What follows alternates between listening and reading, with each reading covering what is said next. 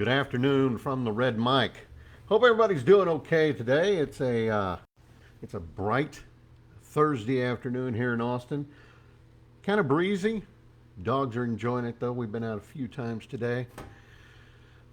I have to apologize. The item that I thought was breaking news apparently happened months ago, and so I apologize for putting the breaking news tag on it. But hey, it was news to me. So, with without further ado, I'm going to go ahead and just move on into my message. So,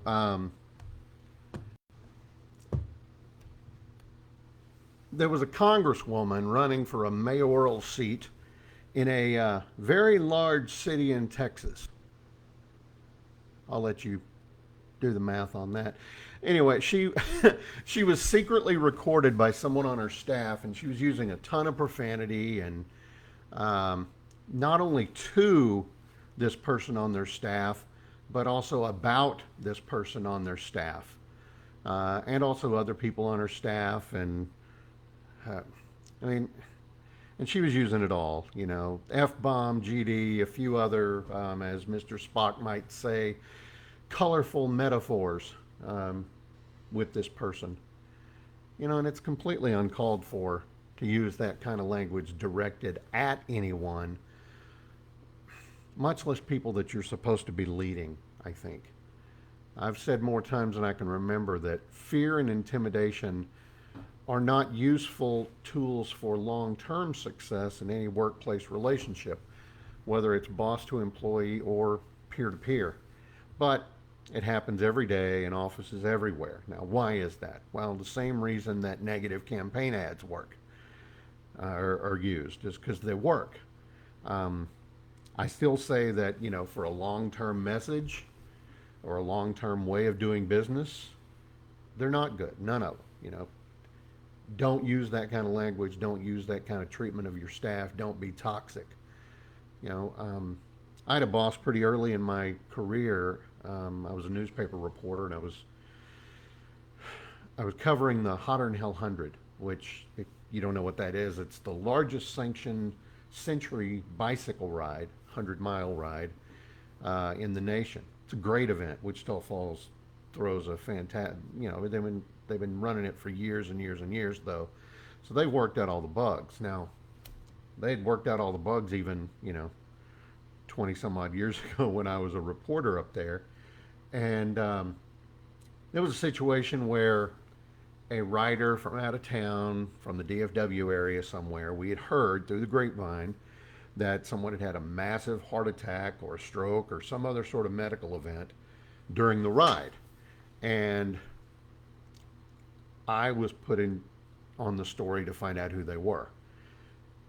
I beat every bush I could. I mean, I the guy who ran the ride, father of a fraternity brother of mine. In fact, my fraternity, we worked the ride several years when I was in college. We would follow around we were in a back end of a Ryder truck, and we would go from stop to stop and stop and pick up the buckets and dump out the ice water and pick up the buckets and the towels that some were used, some weren't.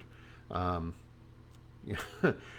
Horrible job. And the thought of riding 100 miles on a bike after that was never all that attractive to me. But, so I knew a lot of folks involved with the ride. In fact, the medical director was the former team doctor for my high school football team. I knew him. I knew him. I knew people in his family. Um, Nobody would tell me anything, and I get it. HIPAA was not a big deal. I don't even know if HIPAA actually technically existed then, but you know, they were maintaining privacy of the person who had suffered this event, and and there might have been some of the also protecting the integrity of the ride. They didn't want to scare people off and everything like that, but my boss was adamant. I want the blinking name and the blinking paper blinking tomorrow. If I have to blink and come down there and blink and write it myself. Fortner, do you blink and hear me? Yes, sir. You know, um, at that point I thought, well, I'm not going to get, I'm not going to get this. He's going to fire me. I'm going to lose my job. But, fear and intimidation, it worked. What did I do? Well, I went and camped out at the hospital.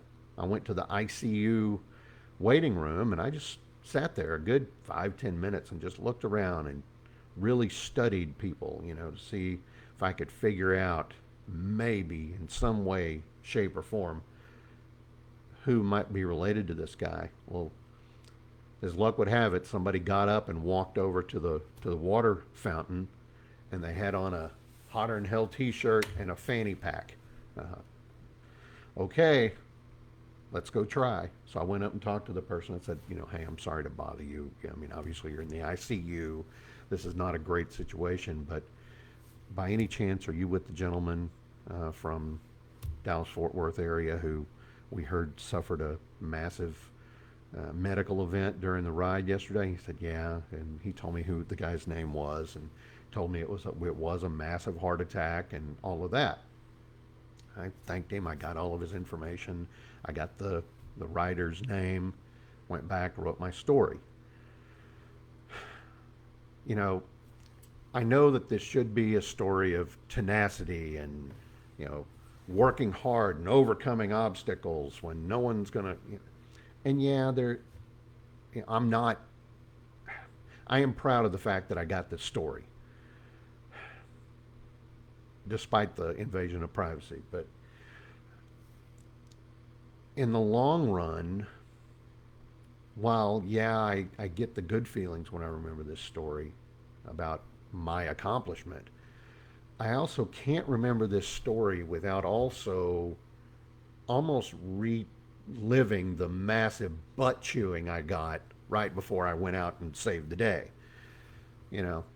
Three things contributed to me leaving that job. The pay was not great. I mean, people in the media, particularly reporters, don't make a whole heck of a lot of money, particularly in a smaller town like Wichita Falls.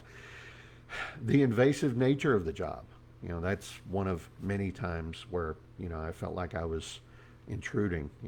Had to go cover a funeral one time. That was gut-wrenching. But the pervasive feeling that I was in an environment of disrespect, that was a not too distant third reason that I left the job.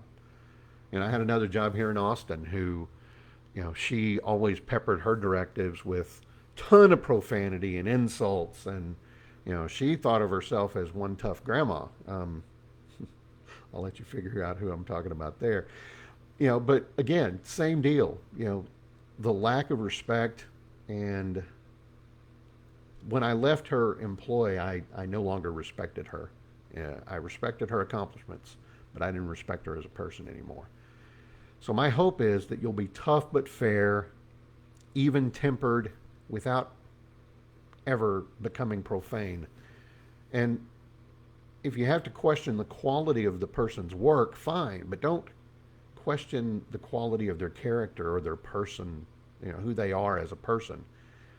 That's not fair, that's toxic, and it will not pay off for you in the long run. I believe that in my heart. And that's the Red Mike message for the day. I hope you found it helpful. If you found it very helpful, I'd appreciate a like, follow, and a share. And I hope to see you tomorrow.